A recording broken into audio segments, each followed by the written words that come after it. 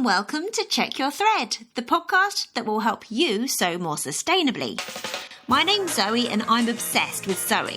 I've been blogging about it for over 14 years and I'm the creator and host of the popular handmade wardrobe challenge, Me Made May. But like many people, I've become increasingly concerned about the climate crisis and the way that my lifestyle contributes to it. So in this podcast, I'll be nerding out about making clothes whilst exploring how to minimise the negative impact that it may have. I really hope you'll join me on this journey. Have you ever tried pattern hacking, i.e. making changes to a sewing pattern to create a different look? Today's episode is a wide-ranging introduction to the topic. So if you're new to this practice, or you're a more seasoned hacker, by the end of this you should feel emboldened by the infinite possibilities. So stay tuned for that. But first, how are you today, lovely listener? I'm doing okay, thanks. The weather has been gorgeous here for a couple of weeks now. Sunny and slightly breezy days back to back. I know what you're thinking. That sounds like excellent clothesline drying weather. And you'd be right. I actually finally discovered the bottom of the washing basket the other day. So whether you're heading into summer or winter where you are, have you been inspired to make anything lately? As I mentioned last week, I recently finished up a pretty mammoth project, my patchwork denim quilted jacket. I've shared a picture of it in the show notes and on both the Check Your Thread and Sozo blog Instagram accounts. And I've written a long blog post about it for those who are interested. And I've linked to that in the show notes as well. Now that that's done, I've turned my attentions to quicker, more essential projects. My big kid has done a lot of growing recently, so required new undies. I've used up all the fun printed jerseys in my stash, but I found a remnant of black bamboo jersey in there. So I've made a couple of pairs in that, but I used some brightly coloured fold-over elastic at the waist for a pop of fun. The fabric is super stretchy and really soft, so I know she's going to enjoy wearing them. Next up for my sewing plans, both the kids need new sleeping shorts now that the weather is warming up. So I'll be tracing the next size up of patterns I already own and seeing what I can find in the old stash to use for those. Sustainability wins! After what seems like such a long, chilly, damp spring, my growing efforts are really starting to establish. Last week I planted out 4 tomato plants and some kale. So far, no chomping from the snails. And this week I'll put the rest of the tomato plants and kale out as well as some more chard. And the lettuce seeds that I planted months ago now are now almost at the point where I can pick off a few leaves to have in a sandwich. So I'm wondering if that officially marks the end of the hungry gap. Although I think if we were actually relying on the produce from our garden, we would be hungry all the time. If you're growing any food, I would really love an update on how it's going for you. What's looking good and what surprised you? Email me at zoe@checkyourthread.com or find me on Instagram at checkyourthread. This week, I'm sending massive thank yous to Kathy for signing up to support the podcast via Patreon each month. Patrons are the wind beneath this podcast's wings. Thank you, Kathy, for joining their ranks. And although I don't create episodes specifically for the patrons, because I don't like the idea of having content behind a paywall, I do post regular updates on the Patreon feed. I post about what's been going on behind the scenes, who I've been recording with, and I regularly post questions so that the patrons can get involved and help steer the metaphorical ship in their preferred direction. To sign up and be part of what keeps this going, please find the link in the show notes on your podcast app right now, or head to the website checkyourthread.com to find the link there. So today's episode is a solo one. I feel like it's been yonks since I made one of these. Anyway, I've got back in the saddle to respond to a request from Caro, a lovely listener and patron. Caro wants to hear about the topic of pattern hacking. So this episode covers what it is, why do it, how to approach it, and what you need. This isn't meant to be a super extensive deep dive into the subject. It's an introduction/overview. But for listeners who haven't considered pattern hacking before, I hope this episode opens it up to you as an exciting possibility. And for listeners who have dabbled previously, I hope this episode will provide some new inspiration to get stuck in by having it presented to you from different angles. I'm sure we'll come back to this subject again in the future because I think it's such an interesting topic and a well of potential creativity. Thanks so much, Caro, for the prompt. There's some bits, as ever, in the show notes on the website checkyourthread.com. So take care of yourself, speak soon, and enjoy.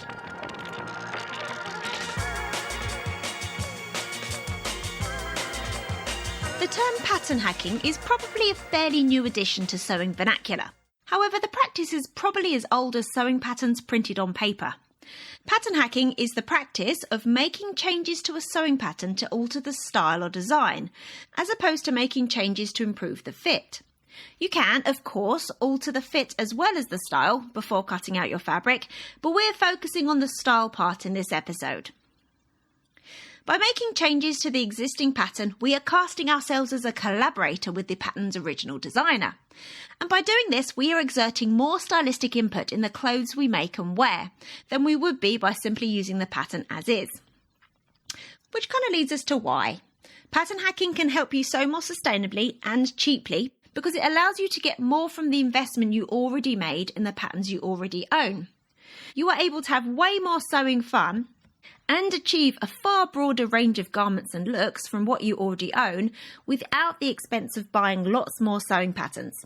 Plus, it's super creative. Another enormous benefit of pattern hacking is that it allows you to produce something that is unique.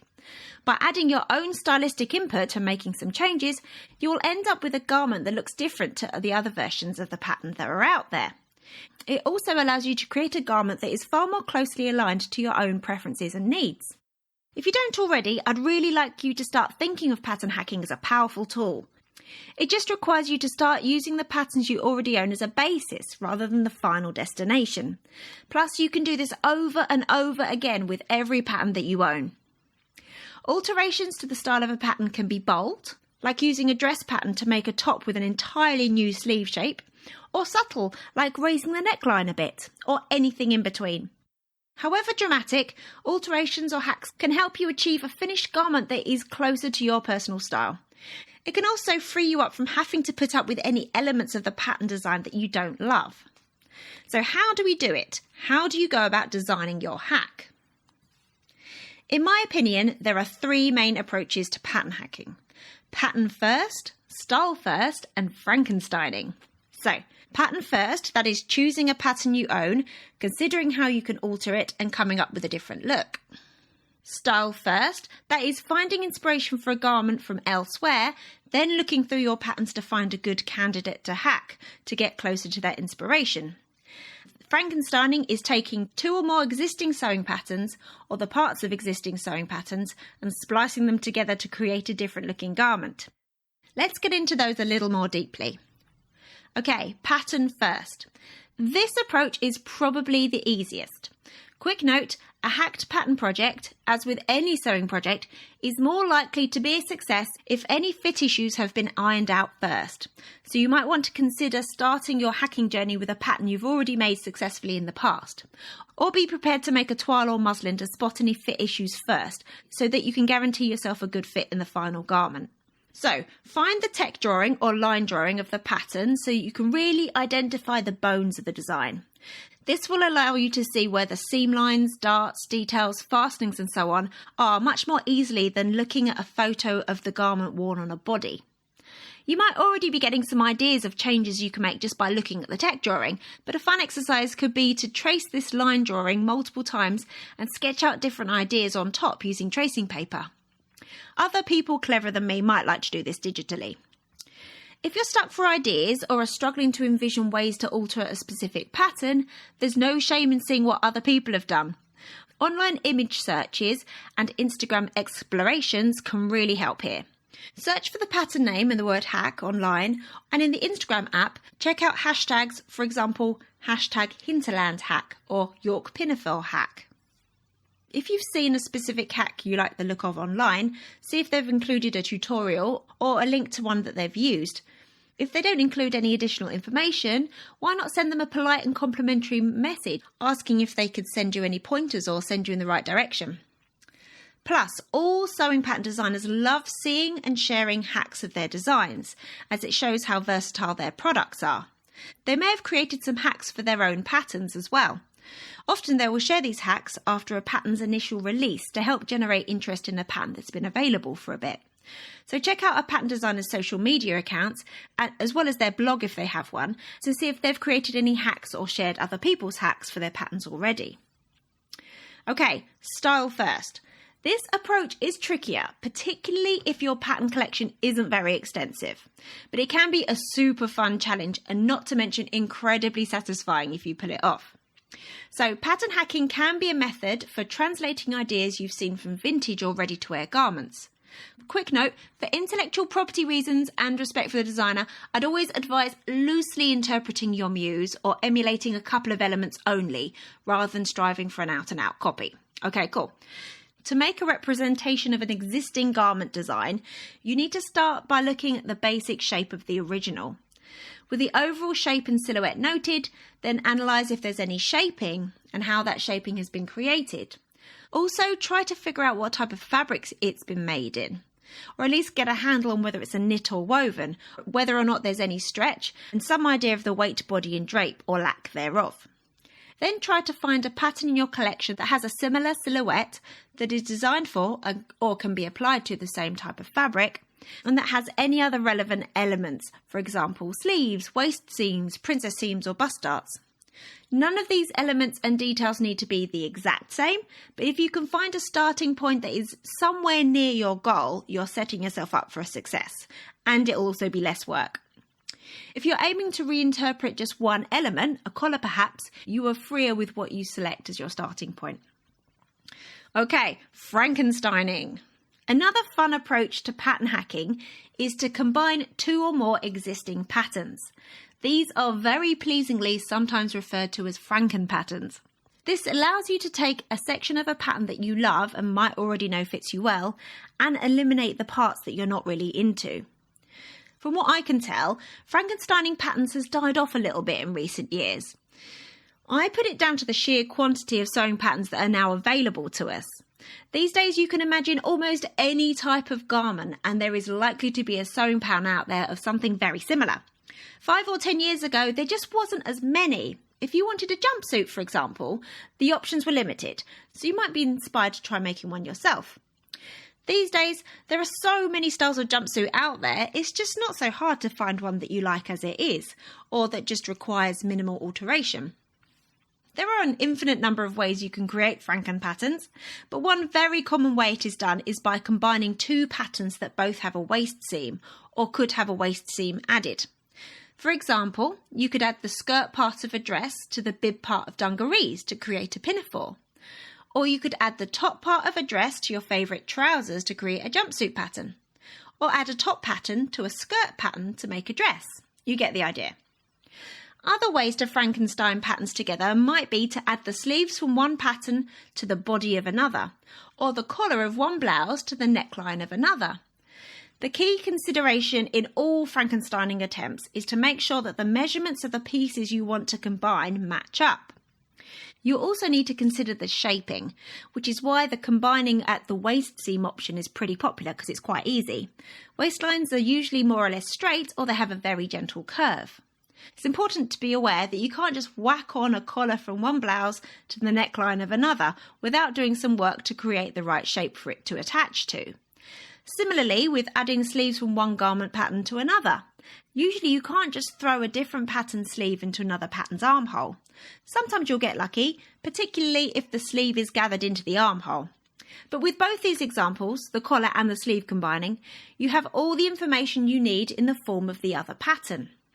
You take the neckline from the pattern whose collar you want to steal and trace that neckline onto the pattern whose body you want to use. Similarly, you can use the armhole of the pattern whose sleeve you want to steal and use it to trace the armhole onto the pattern you want to use the body for.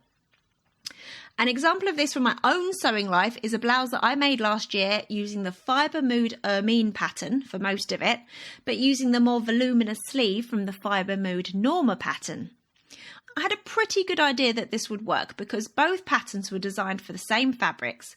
They had a similar amount of volume in the body, and the shoulder and sleeve seams sat at a similar point. If both the pattern's necklines or armholes are very similar, you might get away with not altering them, but it's always good to lay them on top of each other to check, rather than just assume it's all going to go to plan. When Frankensteining patterns, also make sure that both elements you're combining can be made in the same type of fabric, or can be adapted in some way so that they are suitable for your fabric choice. Plus, you need to factor in how fastenings are going to work so you can get these garments on and off. So here's some specific ideas for simple pattern hacks. Remember, there is no limit to the amount of changes you can apply per project. Okay, ready? You could raise or fill in the neckline, lower or scoop out the neckline, change the shape of the neckline at the front or back, add a collar, or change its shape or scale, leave off sleeves, make a gathered sleeve head for set-in sleeves, lengthen or shorten sleeves, alter the shape or volume of the sleeves, add elastic or cuffs to the bottom of the sleeves, add a ruffle around a neckline, cuffs or inserted into seams, lengthen a top into a dress, shorten a dress or jumpsuit into a top, shorten trousers into capris, culottes or shorts, alter the length of a skirt or dress, add various types of pockets, add elastic into the hems of wide leg trousers or wide sleeves, make a split at the side seams on tops, dresses and trousers, add a button or press stud closure to the centre front or centre back of tops, dresses and pinafores, add a keyhole detail at the neckline on the front or back, change back darts on trousers or skirts into a half elasticated waistband, add an additional gathered or pleated tier to the bottom of a hem, or create a channel or insert elastic or cord to make a ruching effect. So there's some stuff about approaches and ideas for pattern hacks that you could undertake. What do you actually need to get hacking? You know that I'm all about suggesting as fewer acquisitions as possible when it comes to sewing equipment, but I do think that there's some stuff that you'll need to do this successfully. As tempting as it may be to get caught up in a whirlwind of inspiration and creativity and just start drawing on and cutting up your sewing pattern, I thoroughly recommend tracing your pattern pieces first to retain the original. You may want to make the original pattern again at some point, plus you may want to hack it up in a different way in the future. And you may need to refer back to the original if your current hack plans don't quite work out. For all those reasons and more, you'll need to retain your original pattern pieces and only make changes to the copies. So basically what I suggest is getting hold of the bare essentials for pattern cutting. So you'll need large format paper to trace your pattern pieces onto, to make new pattern pieces with, and play around with your copies. You can, of course, get paper that is sold for the purposes of pattern cutting or drafting. You could get dot and cross type or plain. But there are other options that might work that are more available to you. Large sheets of paper from an art shop or a printing shop, or the back of wide rolls of wrapping paper, rolls of paper from a business that regularly prints out plans. Have a think about what you have access to. I would argue that you also need some kind of ruler. Like, I love my pattern cutting set square, and there are other specific types out there. But at a pinch, a standard 30cm ruler will do. A metre or a yard ruler is also super helpful, but I'm loath to tell you to get one if you don't have one because there are workarounds. But there's also some other stuff that you most likely already have in your home, especially if you've been sewing for more than 2 minutes. You'll need pattern weights or pins to keep your layers secure whilst tracing. You'll need sharp pencils to trace around your shapes and draw and write on your pattern pieces. You'll need paper scissors to cut your pieces out, and some kind of tape to keep things together. Scotch tape is often used because you can usually peel it off without damaging the paper, but some masking tapes or washi tape can also do this fairly successfully. Also, a tape measure can be useful because a tape measure bends, so it will allow you to measure around curves. I'll put a list of these suggested items of equipment in the show notes. Okay, just another couple of pointers on approaching pattern hacking. Pattern hacks tend to be more successful when planned out in advance.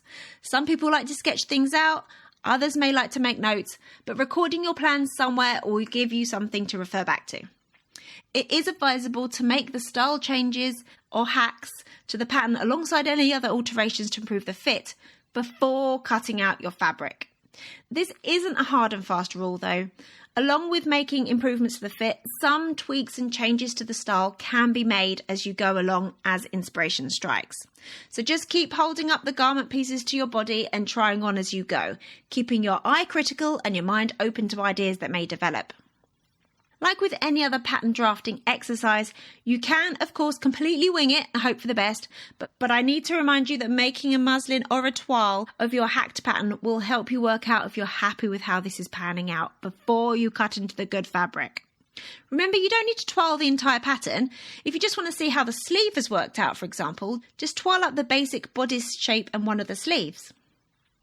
So if you weren't already, hopefully you've started to think of pattern hacking as a super fun aspect of sewing that is full of creative potential.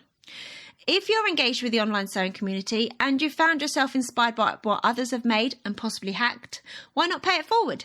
If you've managed to work out a cool pattern hack idea, consider offering up some pointers of your own to the community when you share your next project.